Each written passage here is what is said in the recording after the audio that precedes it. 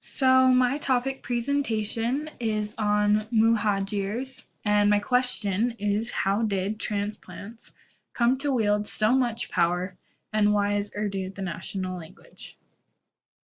So for starters, who are Muhajirs? Basically, Muhajirs are immigrants who moved in an attempt to be with the Pakistani people and live in the Pakistani way.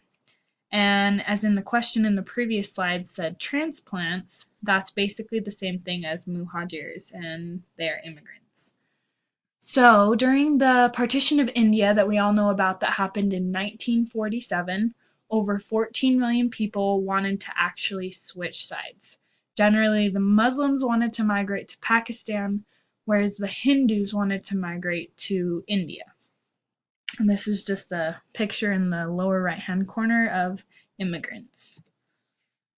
So amongst all the immigration that was happening during this time, of course, there was discrimination amongst the Muhajir people.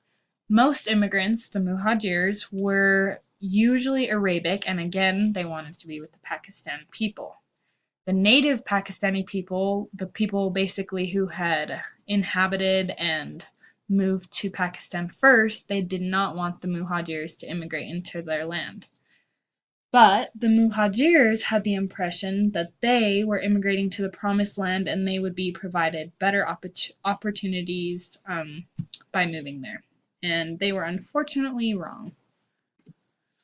So, who was Jinnah? So the founder of Pakistan, Muhammad Ali Jinnah, that we all know about, he was actually considered to be a muhajir, which is ironic because a lot of the Pakistani people dislike the muhajir population. So, the muhajirs versus the native Pakistani people. I think one of the factors that could have led to muhajir people having and obtaining more power is the fact that generally compared to the native Pakistani people, muhajirs were generally more literate.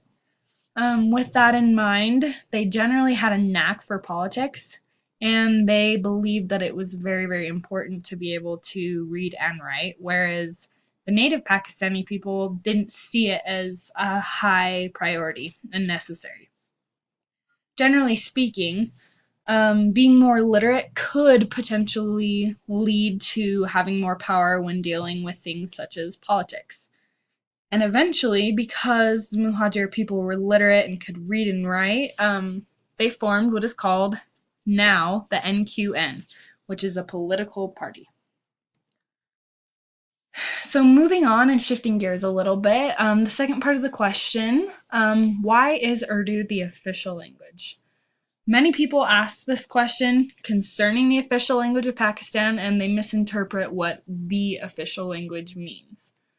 Generally, other languages, such as Punjabi, are spoken by a majority of the population, but for some reason or another, Urdu is the official Pakistani language. Some would say that because many of the first immigrants to actually settle in the newly claimed Pakistan were Urdu speaking, in addition to this, the Prime Minister, Liaquat Ali Khan, spoke Urdu.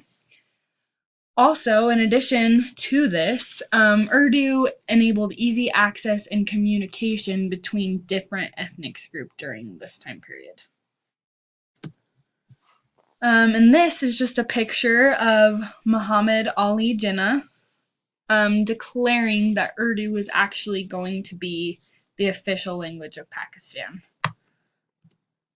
And this is just basically showing that even though Urdu is the declared official language of Pakistan, this doesn't mean that several languages aren't allowed and are not spoken throughout the country of Pakistan.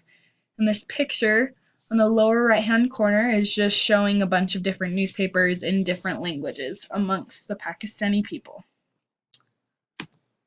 And these are my resources. Thank you for watching.